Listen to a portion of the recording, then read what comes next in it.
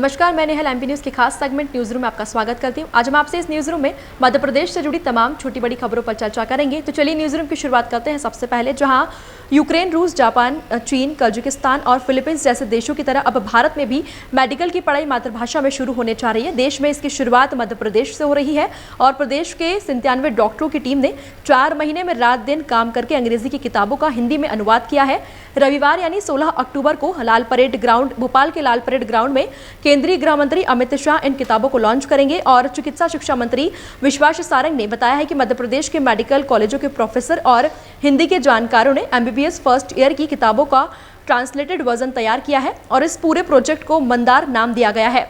मंदार नाम रखने के पीछे ये विचार था कि जिस तरह समुद्र मंथन में मंदार पर्वत के सहारे अमृत निकाला गया था, उसी प्रकार से अंग्रेजी की किताबों का हिंदी में अनुवाद किया गया है।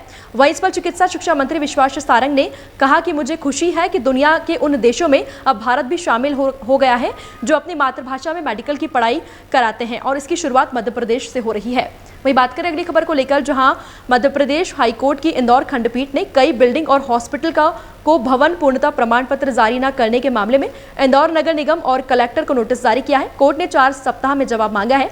दरअसल एडवोकेट मनीष यादव के माध्यम से पूर्व पार्षद महेश गर्ग ने इंदौर हाईकोर्ट की जनहित याचिका दायर की थी और जनहित याचिका में उन्होंने बताया कि 100 से अधिक हॉस्पिटल और बिल्डिंगों को नगर निगम ने अब तक भवन पूर्णता प्रमाण पत्र जारी नहीं किया है, जिसके चलते मॉल और हॉस्पिटल मालिक नगर निगम को सालाना लाखों रुपए का राजस्व का चूना लगा रहे हैं।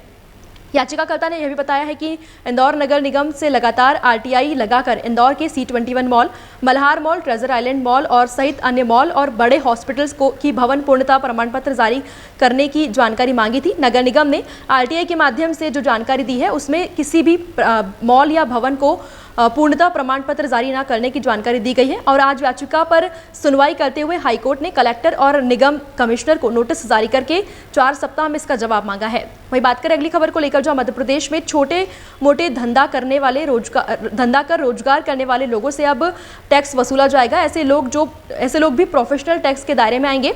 इसी कड़ी में ग्राम पंचायतों की आय बढ़ाने के लिए टैक्स वसूली का प्रस्ताव तैयार किया गया है। पंचायतें अब अपने क्षेत्र में रहने वाले लोगों से प्रोफेशनल टैक्स वसूल कर सकेगी।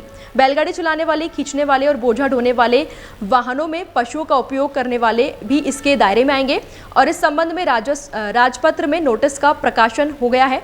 कुत्तों और सूरों को पालने वालों को भी टैक्स लगाने की तैयारी है और हाथ ठेले पर सामग्री बेचने वालों के लिए 20 रुपये और 30 रुपये रोजाना फीस लगेगी।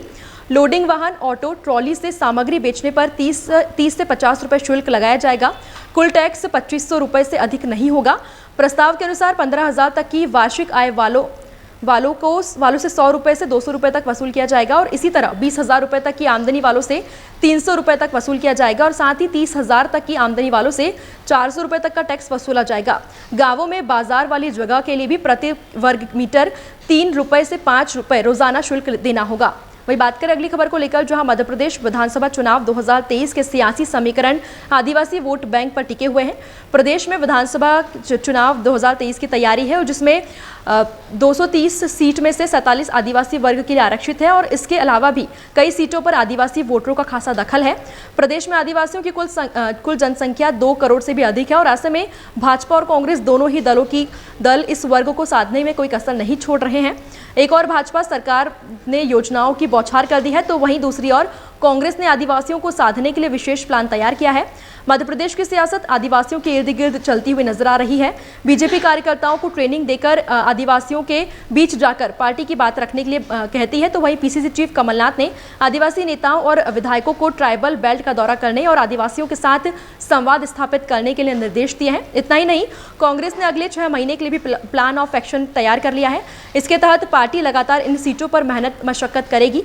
कांग्रेस सभी प्रमुख आदिवासी संगठनों को पार्टी के साथ जोड़ने के प्लान पर काम कर रही है ताकि भाजपा से वो अपना पुराना वोट बैंक वापस खींच सके। और वर्ष 2018 के विधानसभा चुनाव में कांग्रेस को 47 में से 30 आदिवासी सीटों पर जीत मिली थी तो वहीं इस पर आदिवासियों को साधने के लिए बीजेपी कांग्रेस की अपनी अपनी तैयारी है। मांडू में हुए बीजेपी के प्रशिक्षण वर्ग के कार्यक्रम में आदिवासी वर्ग के लिए खास रणनीति तैयार की गई है। भाजपा सरकार पिछले 1 साल से आदिवासियों पर केंद्रित योजनाओं का तेजी से संचालन कर रही है।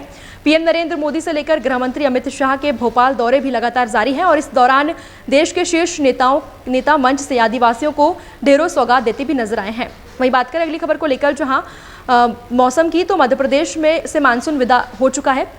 रात का पारा 5 डिग्री तक गिर गया है और इससे सुबह तक ठंड का एहसास होने लगा है। हालांकि अगले 10 दिनों में रात का तापमान 3 डिग्री तक बढ़ भी सकता है। मध्य प्रदेश में 14 अक्टूबर को मानसून की विदाई हो चुकी है और अब पोस्ट मानसून का सीजन शुरू हो गया है।